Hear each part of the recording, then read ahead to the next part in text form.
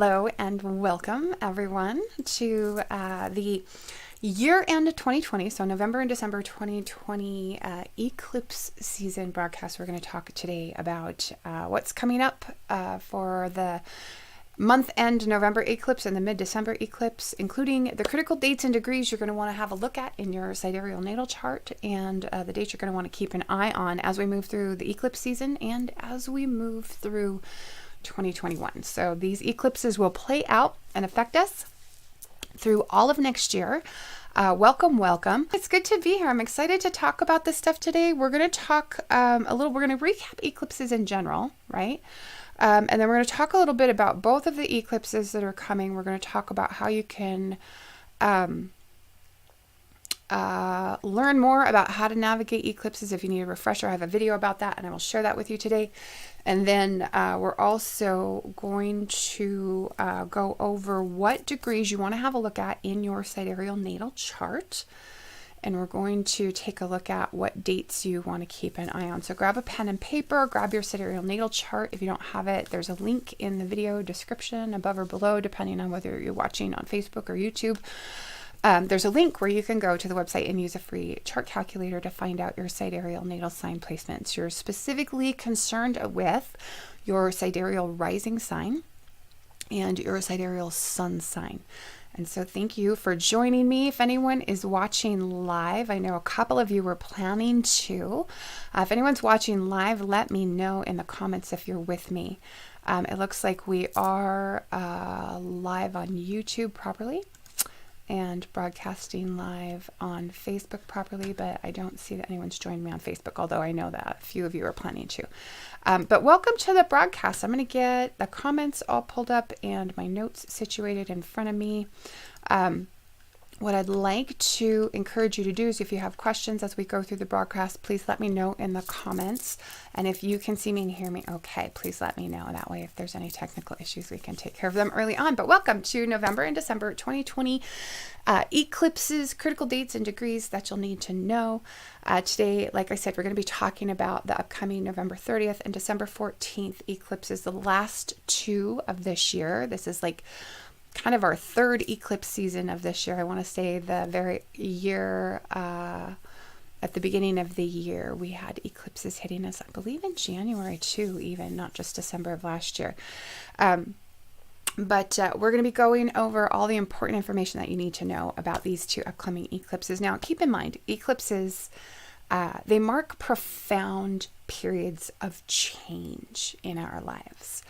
And they serve to remind us that some things are outside of our ability to influence or to control. The types of change that eclipses generally bring is non-negotiable. It's usually change that is imposed upon us.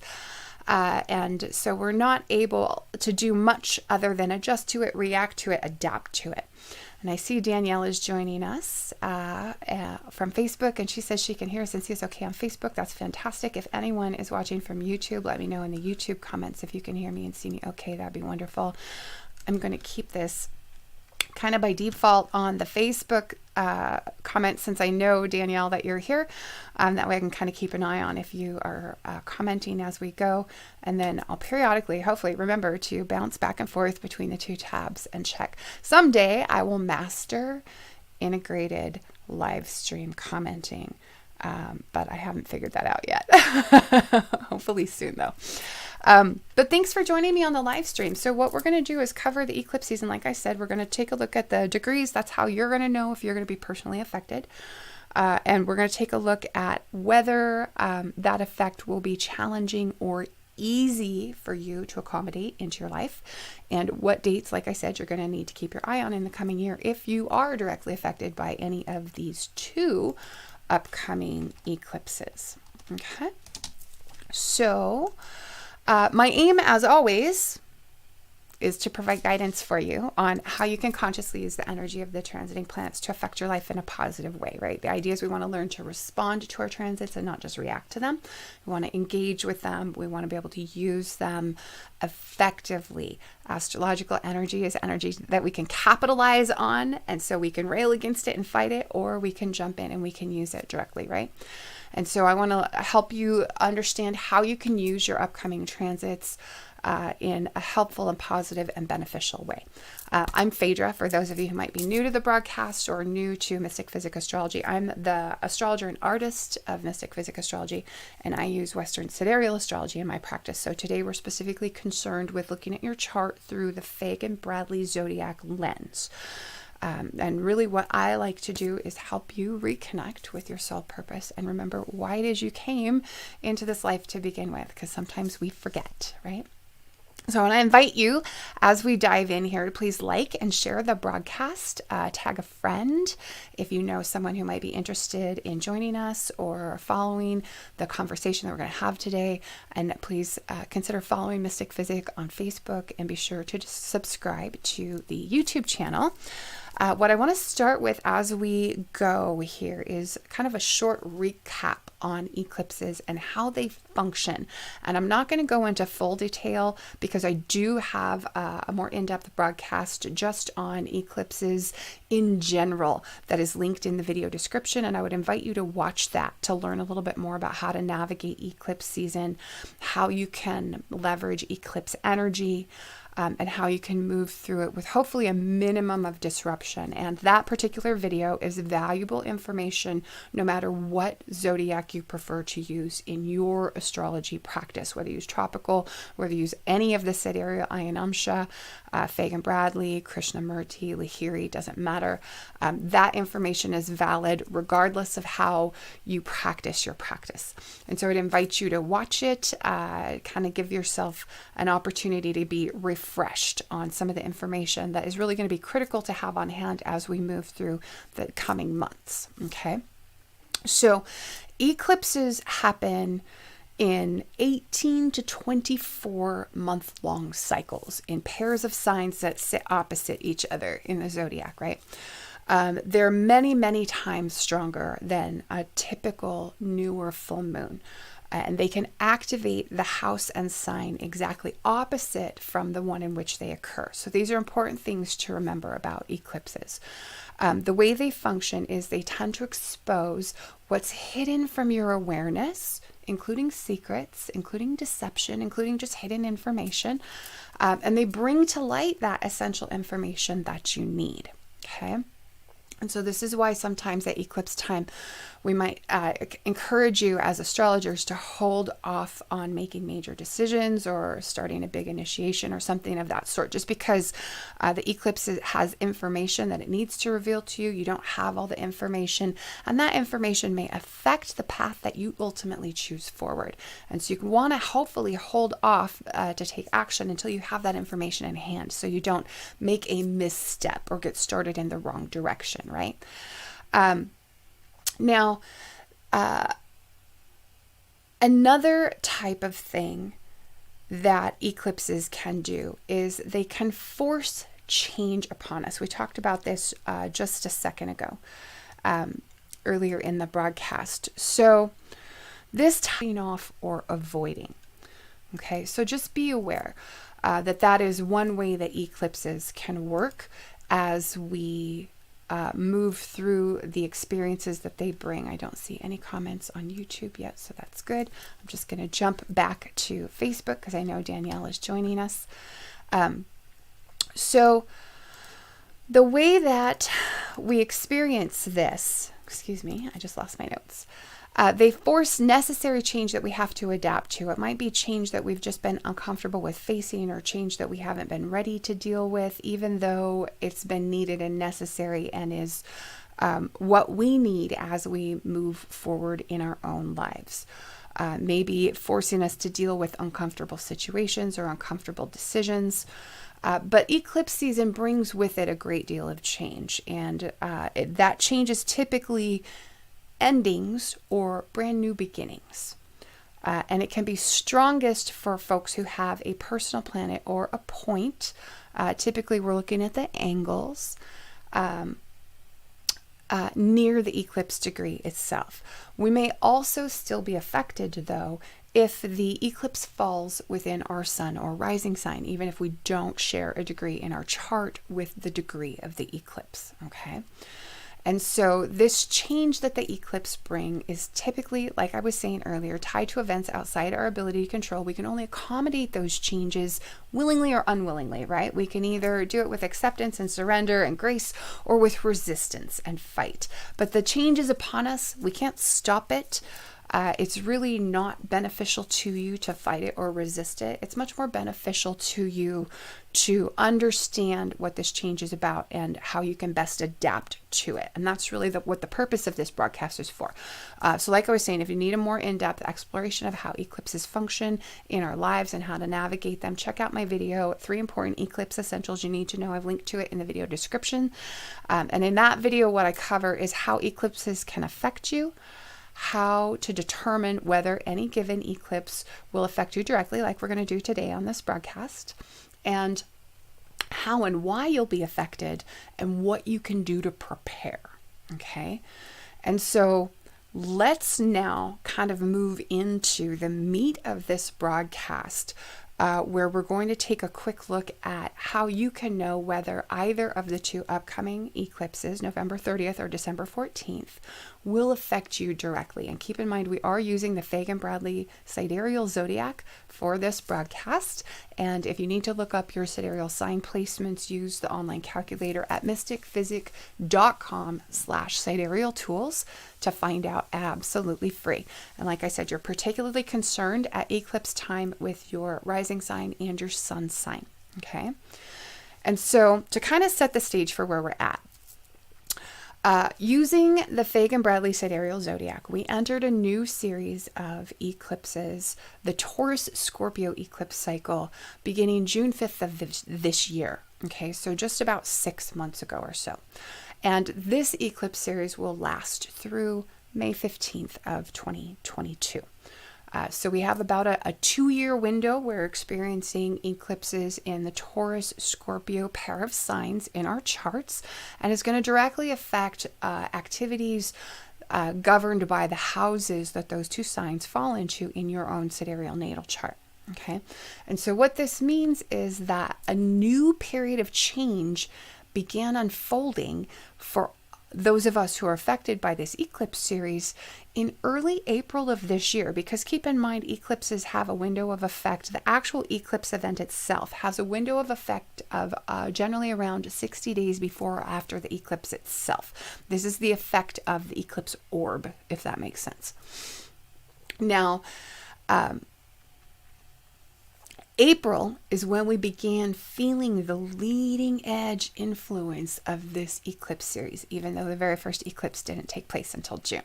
And so that's why this period of change began unfolding early April, and it will continue to unfold over the 24 months following June of this year, affecting those especially with Taurus or Scorpio sun or rising sign, or a personal planet or point at one of the eclipse degrees at any of the eclipses that occur during this time frame, right? And so that's why we do these videos every eclipse season, so we can take a closer look at those particular seasonal eclipses directly. The houses that Taurus and Scorpio occupy in your sidereal natal chart are the houses that are going to be activated by these eclipses. And in some cases, like I was mentioning earlier in the broadcast, they can activate the house or the part of the body represented by the sign exactly opposite where the eclipse occurs in your chart. Okay.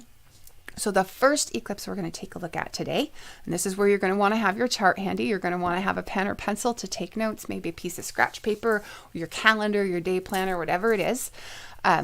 So the first eclipse that we're examining today is the November 30th full moon lunar eclipse in Taurus. That's occurring at 13 degrees 43 minutes of Taurus.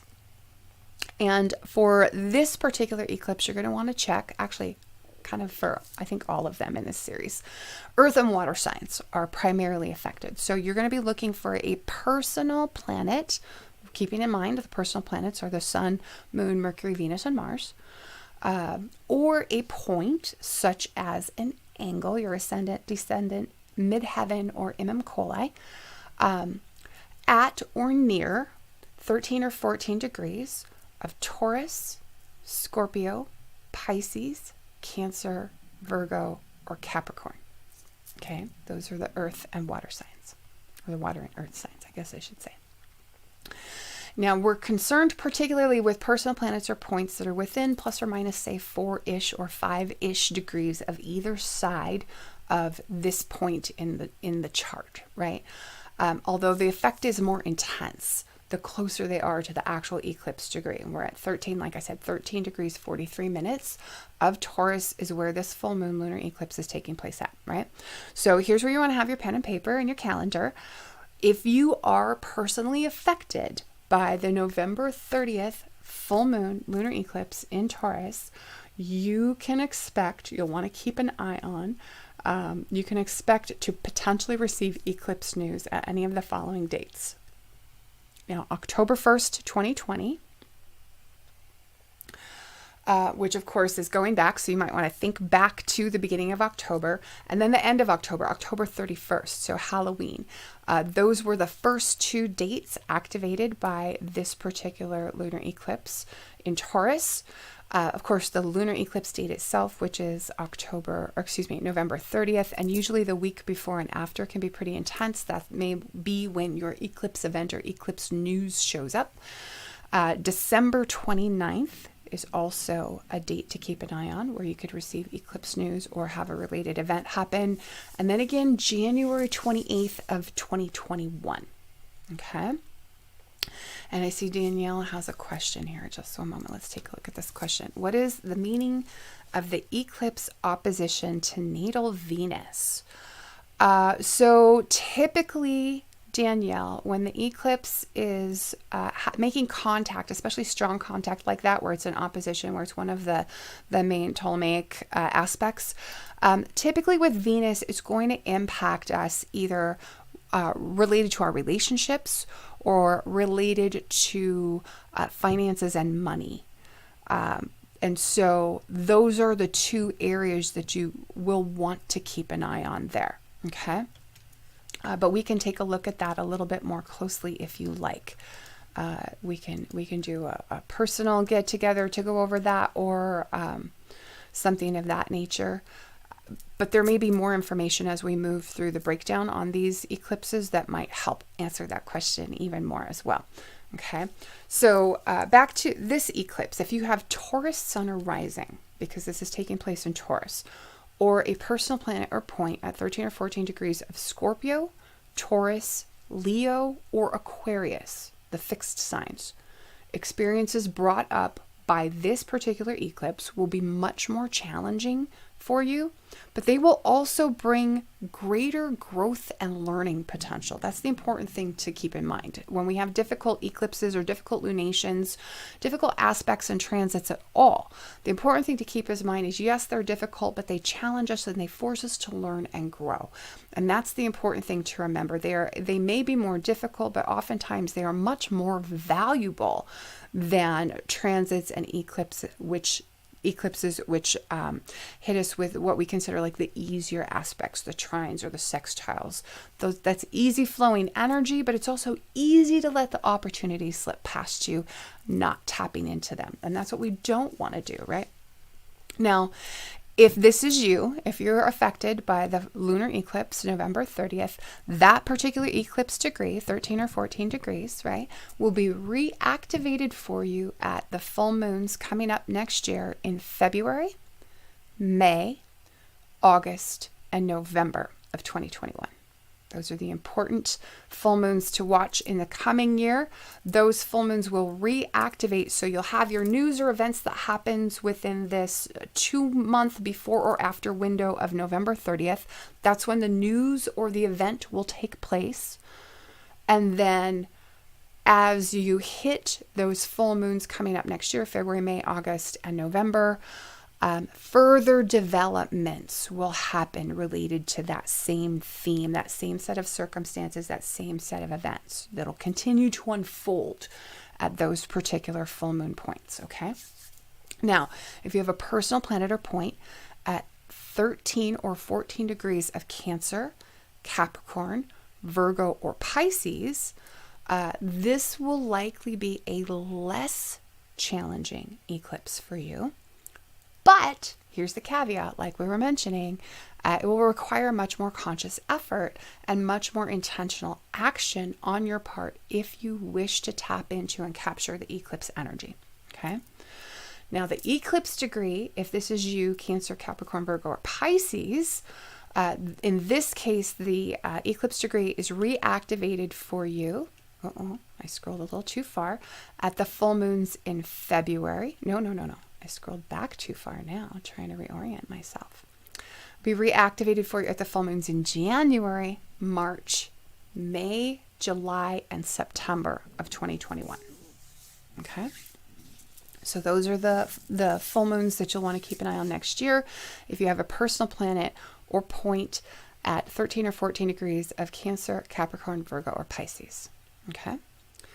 Now, to dive into the astrology of this full moon lunar eclipse in Taurus, that's going to be where our conversation goes from this point on. Of course, we're most concerned with what's happening with Venus, right? Because Venus rules Taurus. And this is actually, to Danielle, very relevant to your point. And that's kind of why I kind of parked it and said, let's get into the astrology of it, because it may more directly answer your question as we explore this particular configuration for this particular eclipse. Venus, for the November 30th lunar eclipse, Venus will be in Libra. That's her rulership. That's good, right? She's going to be conjunct the transiting ascendant. She's going to be in opposition to Uranus, and she's going to be square the midheaven, the transiting midheaven. These are important aspects to Venus that are going to impact how this particular full moon plays out over the coming year.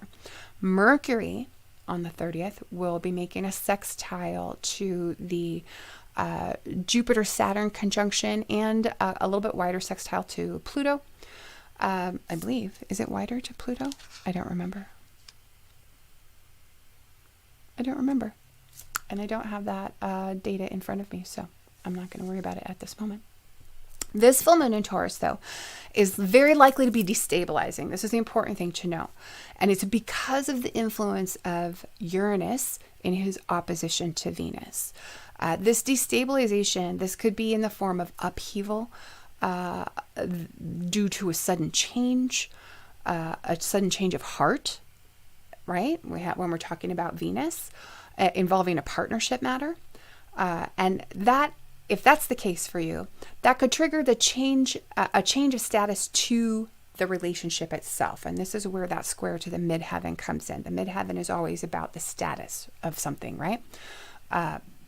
So keep in mind that if this is you, if you're directly affected by the lunar eclipse in Taurus, it could be very destabilizing to relationships in particular. And now the odds are, as we move forward, that whatever these changes are, we can successfully rebuild from a much stronger foundation. And that is the influence of that Pluto, Saturn, Jupiter lineup hitting the transiting Imam Coli on the eclipse chart. Okay. So as we move forward in doing that, as we move forward in that rebuilding, this full moon invites us to dig deep into examining what really matters.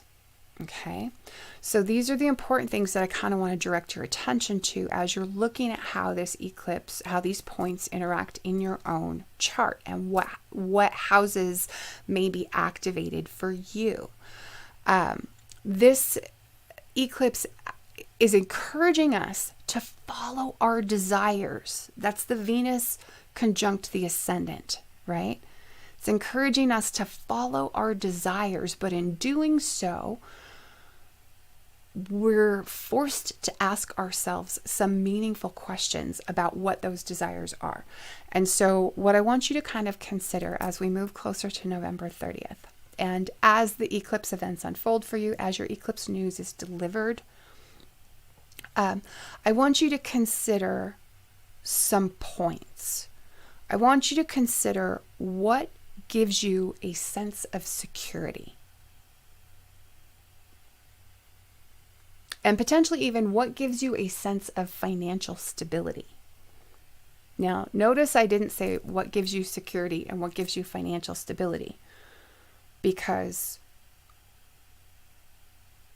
to my way of seeing it, we don't ever really have security. We don't ever really have stability. We only have a sense that we do. Those things are ephemeral, right? Change is really the only constant in life, in the universe. Things are always moving. We're going through cycles. So we can't ever be 100% secure all of the time. We can't ever experience life 100% stable all of the time. We can only feel a sense of security and feel a sense of stability. So what I want you to consider is what gives you that sense of security, what gives you that sense of stability, financial stability, okay? What do you find comfortable? And what do you find comforting? Okay. How do you best deal with disruptions? And this is something to be thinking about because Uranus is so tightly involved, right? Uranus is very disruptive. What gets you out of your comfort zone? And this is an interesting one. I want you to ask yourself, are you being motivated by your vanity or by your values? Especially as that relates to the house that Taurus falls into, or even the opposite house, because that one can be activated as well. Okay. How have your priorities changed? Okay. Now, what this particular eclipse, regardless of whatever kind of change it brings to us, what this particular eclipse is encouraging us to do is to articulate our values. What do you really want? Be clear on that, and then take action towards it. And it really is also encouraging us to move towards love and genuine partnership, right? Not just the appearance of partnership. Not just performative partnership, but actual, genuine partnership. The kind that involves both parties, the kind that involves compromise, true, genuine compromise, the kind that involves both giving and both taking, the kind that involves commitment and harmony and cooperation, not just the appearance of those things, okay?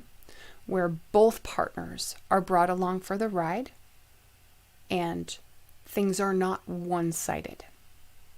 Okay? Now, the final point I want to leave you with regarding the full moon lunar eclipse in Taurus, November 30th, is watch for good news. Okay? There's a chance that if you're affected by this particular full moon lunar eclipse, that you could see some good news show up coming your direction. Okay. And I will pause for a moment and I'm going to check the comments and see if we have any questions in particular about this part of our conversation before we move on. Looks like we're good on YouTube. We do have some watchers and some watchers on Facebook, but no questions at this point. That's fine. I'll keep checking, and that way if you have questions come up as we move through the broadcast, we can address them as we go. And then in the meantime, what we'll do is we'll move on to talking about the December 14th, 2020 new moon solar eclipse in Scorpio occurring at 28 degrees 6 minutes. Okay. So again, for this one, you're going to want to check water and earth signs. We're going to be looking for a planet, a personal planet or a point at 28 degrees of Scorpio, Pisces, Cancer, Taurus, Virgo, or Capricorn. Or within, like we said, plus or minus 4 or 5 degrees either side. Although, just like in the last eclipse that we discussed, the effect will be greater the closer that they are to the actual degree of the eclipse, okay? The December 14th, 2020 eclipse news could be delivered to you at the following dates. So grab your pen and your calendar and jot these down. The 15th or 16th of October. So this is, of course, looking back to about a little over a month ago. The 14th of November, so just last week. December 14th.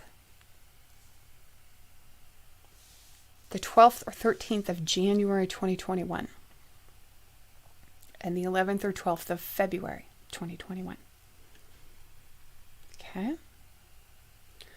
If you have Scorpio Sun or Scorpio Rising or personal planet or point at 28 degrees of Scorpio, Taurus, Leo, or Aquarius, as before, with the fixed signs, experiences brought up by the December 14th eclipse will be more challenging for you. But like we said, they'll bring greater growth and learning potential.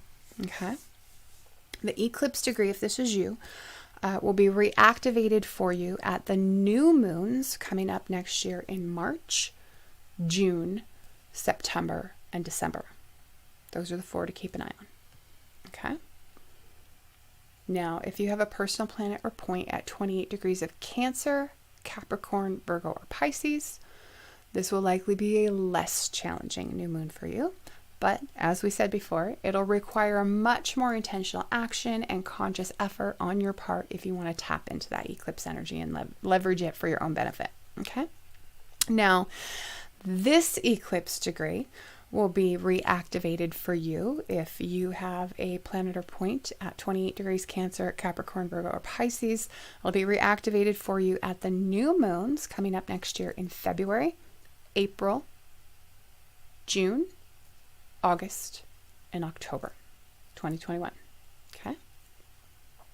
Now, for this particular eclipse, because it's in Scorpio, Mars and Pluto both rule it. They are co-rulers. Of course, Mars is the traditional ruler of Scorpio. Pluto is the modern ruler of Scorpio. And in my practice, I don't tend to lean on one or the other when we have co-rulers in signs using modern or traditional astrological techniques. I look at both because I find that both can be relevant, and I find that by looking at both, by examining both, sometimes you get insight into which planet is having the stronger effect on a given lunation.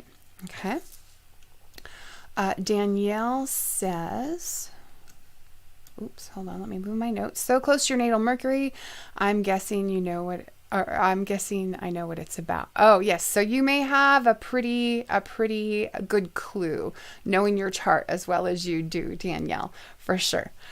That's the one thing that I think is important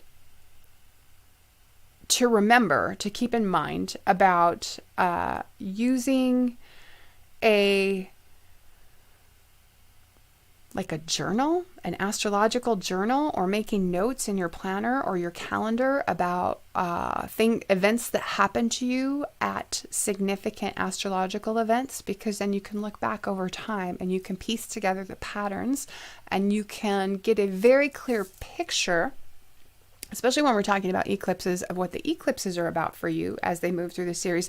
But you can also get a very clear picture about what individual planets represent in your chart in relation to your life, because we can each experience our planets a little bit differently, right? Our charts are personal to us.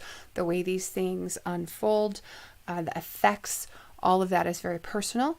And as you watch the patterns unfold, you get a very clear idea about what different planets are representing. So you can see that as aspects unfold to these planets, as you move through life, you can have a pretty clear idea of what topics and what situations will be coming up for you. Even if you don't necessarily know how that transit might affect you, you can at least know where to keep an eye on in your chart and in your life. Okay.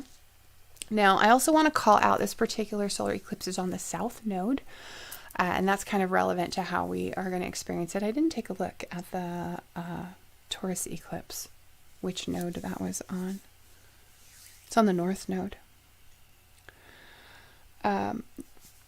So Mars is going to be in Pisces, okay, in a water sign where he doesn't really do all that well necessarily. Pluto is, of course, still in Sagittarius. Mars will be trine Mercury in Scorpio. So this will be an interesting thing that affects how we feel this particular new moon. He'll also be trining and sextiling the nodal points And applying square to Pluto, that's exact December 22nd. So a little over a week after the eclipse, that applying square to Pluto will perfect. And that date, 22nd of December, could trigger something more related to this eclipse. Okay, so keep an eye on that date too, just kind of like a bonus date to watch. Okay. Now, for this eclipse, we're going to also have Venus making a trine aspect to Pluto and Uranus sextile to Pluto. So again, Venus and Uranus, just as we had for November 30th, they're going to be involved. But in this case, it's because they're making contact to Pluto. Okay. Now, they are still, let's take a look here. Find them in my chart. They're no longer in opposition to each other, so we don't have that destabilizing thing going on between Venus and Uranus directly, but we will feel both of their influences as they aspect Pluto in that sense, but it's a little bit less destabilizing because it's the trine and the sextile, so maybe just a little bit more spontaneous in that sense rather than triggering upheaval. Okay, now for this particular eclipse, December 14th, the solar eclipse in Scorpio, we're also going to have Jupiter conjunct Saturn. That is something that is perfecting later on, about a week later, the 21st of December at the equinox. And, the solstice, sorry. I said that wrong. And then we're also going to have Venus trining the Saturn-Jupiter conjunction, which we were just talking about. But Venus is in detriment, right? Because she's in Scorpio for this particular eclipse. And so that'll change the flavor of how we feel her expression. Neptune will also be applying square to the nodes for the December 14th eclipse, and that will become exact January 25th. So that's just kind of an extra date that you may want to poke in your calendar to keep an eye on as Neptune hits that full square to the nodes. Let's see, Danielle says, December 14th nodes hitting my natal sun. Wow, things will move faster than I thought. Yes. And that's the happy, joy of that particular experience. And hopefully good news for you in that sense. Okay. Now, this particular new moon, the solar eclipse in Scorpio, December 14th, this is a challenging new moon in a way. It's got a mix of energies and aspects going on. It's kind of a weird mix of energies and aspects going on. And there are multiple important planets that are debilitated at this new moon. And so they're not offering their best expression. They're not offering us their highest, most evolved qualities, right? One thing that I want to call out as being kind of an interesting piece to keep an eye on, there's kind of a risk of scandal with this new moon. And so like, even if we don't experience that personally, like keep an eye on the news. There's probably some sort of scandal that could come to light with the new moon, December 14th. And there's also a risk of disappointment. Now, this could show up as disappointing news, or it could show up as secrets being revealed to the public, such as private information that comes out or private communications that come out that are exposed to public view. Now, at the new moon, one thing that I think is interesting about this chart configuration, at the new moon on the 14th, the damage is already done. The chart appears to say the damage is done. You can't undo it. All you can do is damage control and deal with the aftermath of the damage. Okay. So the way this energetic setup in the chart really looks, it looks like stratagems and machinations may become apparent through the digging up of secrets and dirt. Okay. Now, with that, there is a social cost that can be incurred, right? So this could be like the severing of social contacts. People within your social networks, acquaintances, friends may cut off contact, or you may cut off contact with them. Or there could be a loss of social capital or loss of social influence, okay? what you're going to want to do if you're personally affected by the December 14th new moon, be watchful of attempts to manipulate outcomes. And I would not necessarily encourage you to attempt to manipulate the outcome yourself, but mostly keep an eye on the potential for people around you, other people who are brought into this eclipse experience as it unfolds for you. Watch for other people who may be also attempting to manipulate outcomes. Okay. Now, an interesting point about the solar eclipse in Scorpio is that there may be secret benefactors involved, operating kind of behind closed doors. And I feel like I gave you some bad information just a moment ago talking about... No, I think I'm just getting myself off track because we just talked about the full moon in Taurus. And that is where this stack up of Pluto, Jupiter, Saturn is hitting the Imam Coli on the chart. For the solar eclipse in Scorpio, that's not where we're having that lineup of planets hit. It's actually hitting closer to the 12th house of the chart. Jupiter, Saturn will be in the 12th house of the chart. Pluto will be right towards the cusp of the 12th house at the very tail end of the 11th house. Okay. Now, this Jupiter in the 12th house setup, this could be a secret benefactor, being involved kind of on the hush-hush, on the down low. This could be things going on behind closed doors where private commitments are being made. Okay. And if this happens for you, this may not be information you are in a position to share. You may need to leave it be. Now, there is a potential, though, that if this is going on, that it becomes public because this lineup is still making contact to Venus in Scorpio. And Venus in Scorpio is occupying the 10th house of our chart with this eclipse. Okay. Now, this is where some of that could become public. Now, what I want to call out, because this is a new moon, and this is generally where we set intentions and make initiations, right? The outcome of this new moon could be somewhat disappointing. And the reason for that is because our co-rulers, Mars and Pluto, are at odds with each other. That's part of the reason. They're forming square to each other.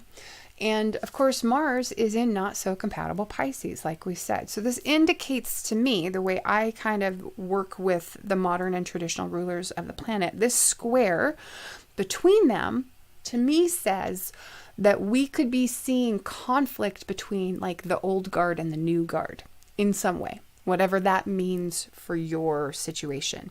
It's almost as if there's a changing of the guard, like the, or just an adjustment period between the new and the old, if that makes sense. And the new and the old are at conflict, and that's what you want to keep in mind. Okay. Mars engages the lunar nodes as they perfect their square to Neptune, the planet of disappointment, right? So this square, like I was saying, perfects in late January on the 25th, and that may be when we see that disappointment become reality or have it really become clear to us. Okay. Now, what's important about the fact that this eclipse is on the south node is that depending on which node the eclipse it lands on, it can create an energetic vacuum in that sign. And that it's like something being sucked out of our lives. Okay.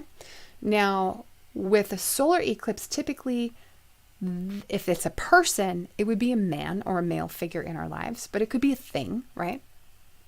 And usually it's eclipsed out of our lives in a permanent fashion, right? It's change that we just don't have the opportunity to undo or negotiate with. It just is what it is, and we have to accommodate it. But that outrush of energy in Scorpio could trigger an inrush of energy into Taurus, the sign opposite, right? So if you are being affected by this particular eclipse, the new moon solar eclipse in Scorpio, what I would encourage you to do is to also keep your eye on your Taurus house for something new to enter your life there. Okay. And then finally, as relates to the Scorpio solar eclipse, if you have a planet or personal point within 5 or so degrees, well, actually, this relates to the Taurus eclipse November 30th as well, within 5 or so degrees of any of these eclipses, either of them, or making a major aspect with an eclipse degree, within, I would say, plus or minus 3 degrees, then you'll likely be personally affected or feel the eclipse through a close personal contact. And so the fallout of that other person being affected by the eclipse could affect you as well. So this is what happens, say, for instance, when a partner is impacted by an eclipse and we live together and you have to deal with whatever's happening to your partner as well, even though it's not happening directly to you, right? That's the kind of thing I'm talking about there. So what you want to do now is pay attention to all of these relevant dates for events to happen, for news to be delivered, and as we move through the coming year, for as each relevant eclipse is activated, further developments may come to light or things may continue to unfold. But what I would encourage you to do is wait to make decisions or commitments until after each of these eclipses delivers their news, if you are going to be personally affected by either one of them. Okay? And so now that you know, if you're going to be affected by any of the upcoming eclipses, you might be wondering what it means for you personally as it ties into your chart.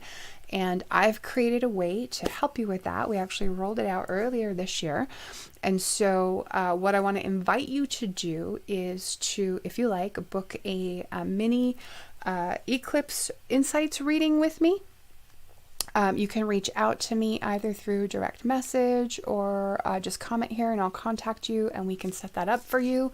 I do offer mini eclipse readings where we'll just take a look at your chart and the one eclipse and we'll kind of break it down and see what's in the stars for you. And this is a really good tool for those of you who maybe don't know much about astrology, or if you're really kind of not sure what to expect, or if you don't have the resources to invest in like a personal reading or one of my other types of readings where we might be able to cover more at once, but you really want to know, you've identified your chart. Yes, I have contact with the November 30th eclipse, or I have contact with the December 14th eclipse. I want to know a little bit more about what this means.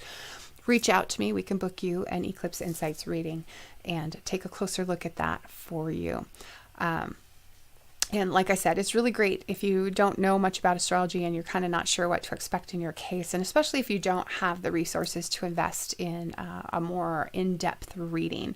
It's kind of a new format that we just launched this year, and I'm really having fun working with it. I've been tweaking the way that I offer it. Last time we did it as a group reading. This time I'm doing it kind of as one-on-one.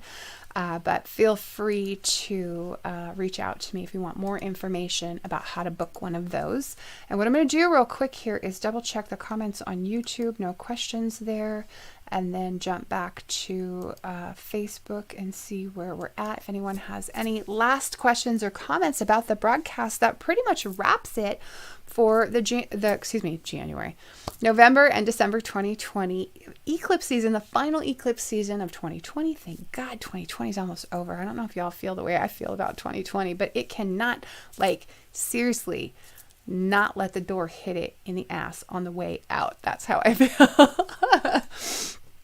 And then definitely keep an eye on the lunations coming up in the coming year. If you are going to be personally affected by either one of these eclipses, those are the lunations where you can continue to expect things to develop and news to or events to unfold for you. And I want to thank you all for joining me today on the broadcast. And we'll see you again next time. I think it's coming up pretty soon. Let me flip to my calendar here on my desk. Pretty sure we have a broadcast coming up at the end of this week, but I need to double check. So let's see when the next live stream will be. Yes, on the 29th, right before the eclipse, of course, because that is our full moon releasing practice for the lunar eclipse in Taurus, November 30th. And actually, on that note, this reminds me, and actually I left this to remind me too. I have this little burn on my shoulder. I don't know if you can see. This was the universe sending me a very, very clear message to remind you all and myself that if you work with crystals or prayer beads, mala, anything like that that needs charging at a full moon, because we charge these things under the light of the full moon, right? And the November 30th lunation is a full moon in Taurus. What's important about it, though, is that it's also an eclipse, and eclipses are much more powerful than normal full moons. And so a lunar eclipse, I really like to encourage people, if you need to charge stuff, if that's a practice that you engage in your life, a lunar eclipse is a particularly powerful time to put those things out under the full moon and get them charged. And so I wanted to remember to tell you all that. Put a note in your calendar or a reminder in your phone to remind you to put your items out for the November 30th full moon, because it's an eclipse and you're going to want to capture that energy. So a final just little tidbit or tip for those of you who might be interested in that. And I want to thank everyone, absolutely everyone, for joining me on the broadcast, for watching the replay. Don't forget to like the broadcast, subscribe to the YouTube channel if you're watching us on YouTube. You can follow us on Facebook at Mystick, Physick, Astrology.